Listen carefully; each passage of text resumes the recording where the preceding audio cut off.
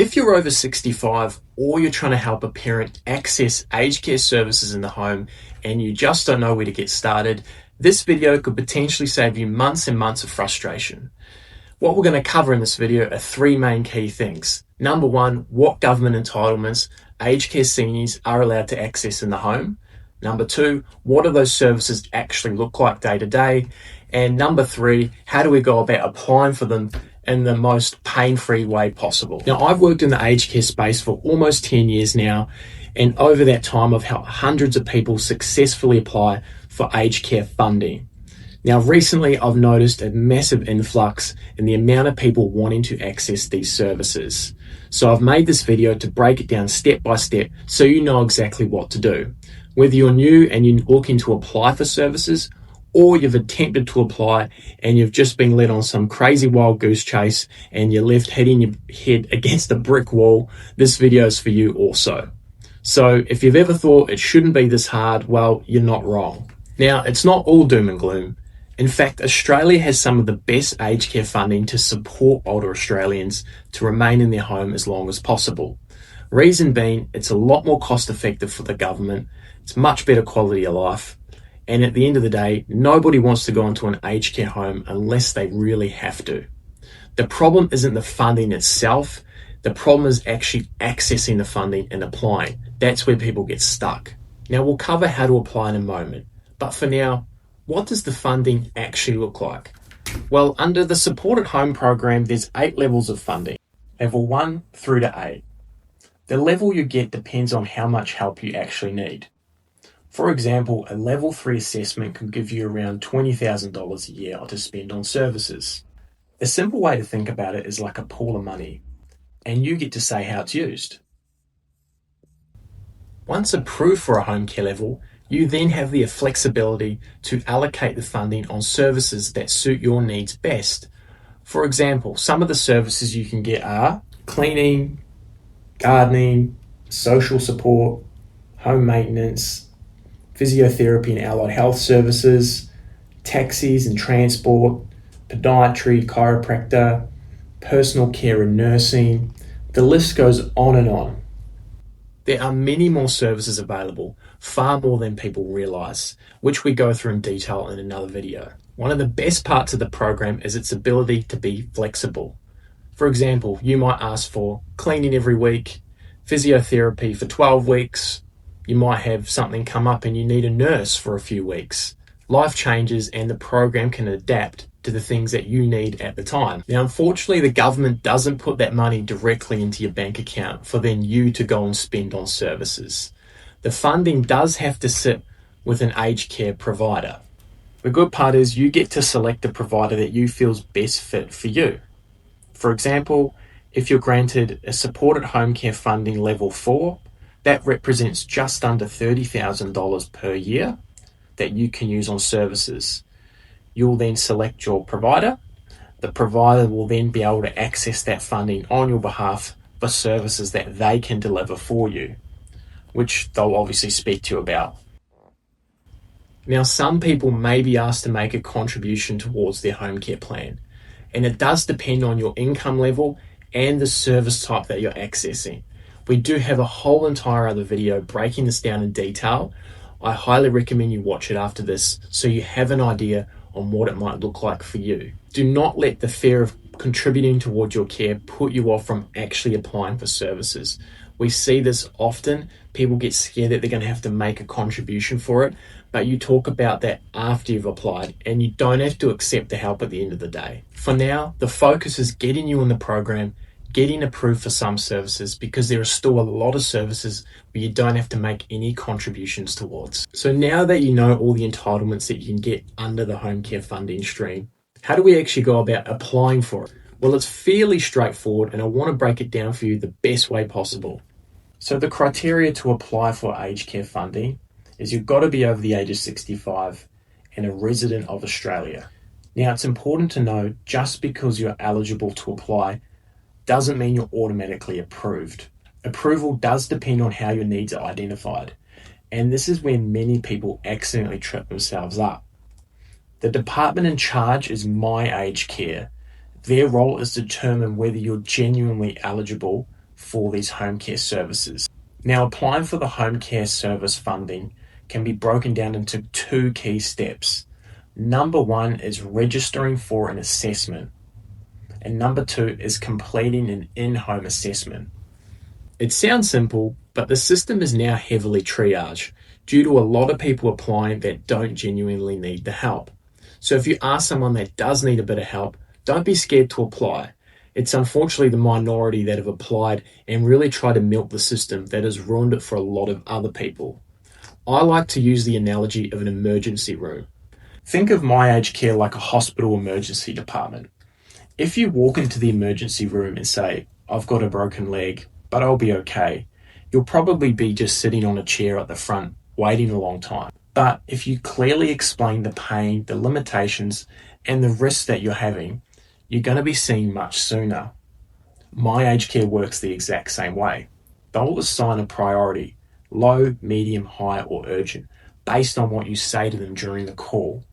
It's not about exaggerating your situation. It's just about being honest and not minimizing what's really happening in your life.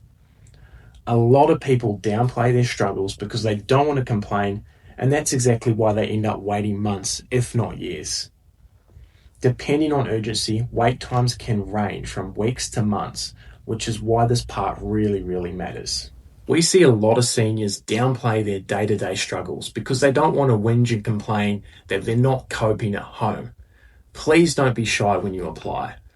Don't be one of these people that say that you're okay and you'll be all right, because the reality is months will pass and you will need help. And when you need it urgently, you're not going to be able to access it because the wait time can be long to actually get the funding through. Now, the first thing we need to do to apply for home care services is contact My Aged Care. Again, they're the government department that issues the funding. Before we rush and call them though, let's just quickly take a moment to write a list of all the things that you struggle with on a day-to-day basis. For example, you might put down recent falls, fear of falling, difficulty in getting in and out of the shower.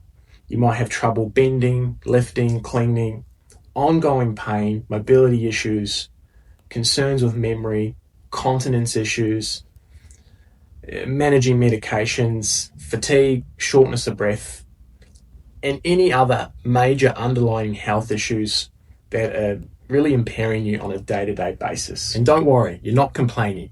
You're just giving them the information that they need so they can assess your situation properly. Now that we have our list of all the things we struggle with on a day-to-day basis, it's time to call My Aged Care.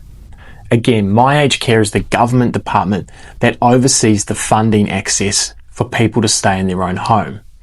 What you're going to need is your Medicare card, and if you can have someone, especially a loved one, that can help advocate for you, be present on the call, that may really assist. Often we find with My Aged Care, there'll be a bit of pushback from the call centre representative because they just don't want to be handing out funding willy-nilly, of course. However, it's gotten to the point where people apply and they don't even get properly assessed. So your number one goal on the call is to try and book an in-home care assessment, it's called a comprehensive assessment, where they'll send out a clinician to actually come and see what your situation looks like in the home. Often what they'll do instead is they'll try and provide you with some very basic funding in the form of the Commonwealth Home Support Program. This funding is very old school and very outdated and doesn't really provide a lot of support for many people anymore. And the problem with this funding is it's not a long-term solution. So although it might be good to get the Commonwealth Home Support Program for a little while, it's really a band-aid fix overall. What you're needing is to be on the Support at Home program. And the only way to get into that funding stream is they need to send someone out to your home to come and assess you face to face. If they try and just assess you on the phone and don't confirm that someone will be in touch to book in an in-home assessment, you need to say, look, this is my situation. I do need help in the home, especially if you do need quite a bit of help. Make sure you go with your gut and push forward. It's also probably really important for me to note that depending on how urgent the My Aged Care representative pushes through your referral, the quicker you'll be seen. For example, if you're on the phone to My Aged Care and you say, look, I need a bit of help, but they sort of get the sense that it's not that urgent, they may still push you through to get an in-home assessment. However, they might mark that referral as a low priority, which means you're going to be waiting a long time. However, if you speak to My Aged Care and you say, this is my situation, it's really urgent, this is what I struggle with day to day, and you go through the list that we went through before, and you really paint a good picture of your situation, they will be able to accurately mark you as a higher need. So you might be then marked as, say, high in terms of urgency. You'll be seen a lot more quicker than someone that's on the low priority, obviously. So it's important that you make that list and then use that list to get your referral through properly. So now that we've spoken to My Aged Care, they've got a really good idea of your situation based on the list that you've provided them. What happens next? Well, essentially, they've now sent that referral through to an aged care assessment team. That team will then be in contact with you depending on how urgent the basic assessment that My Aged Care did just before with you on the phone is.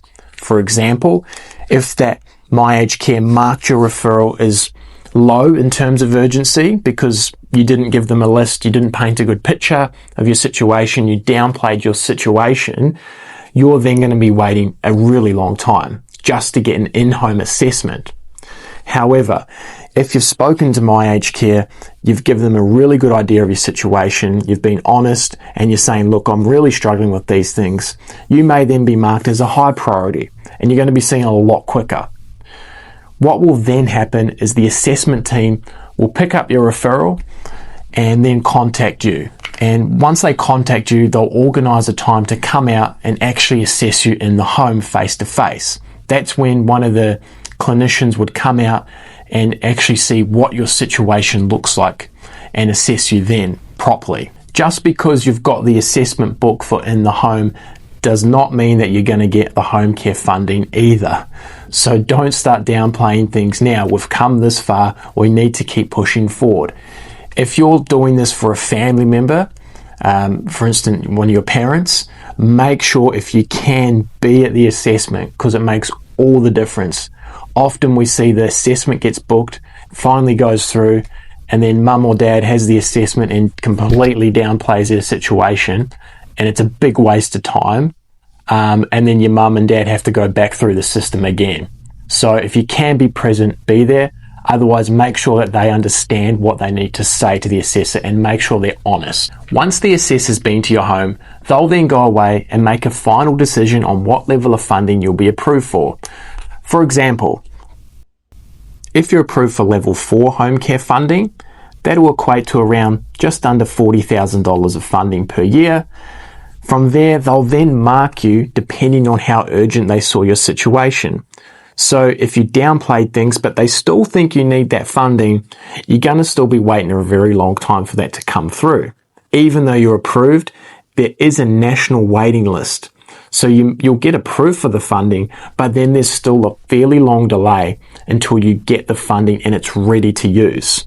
So it's really important during the in-home assessment, if your situation is fairly urgent, then you need to make sure you advocate for yourself, because it could be the difference between you getting the package in a month's time or 12 months' time. It's that much of a difference. For example, if they mark you as low priority, you might be waiting 12 months. If they mark you as urgent, they might be able to push it through within a month. Depends on your situation, of course. Once you've finally reached the end of the national waiting list and your home care package funding has been assigned, you'll receive a confirmation in the mail. At that point, the hardest part is over and you've made it to the end. You can now begin accessing support in the home. Once you've been approved for your funding, it doesn't mean the funding's available right away. There still is a waiting period for you to be able to actually use the funding.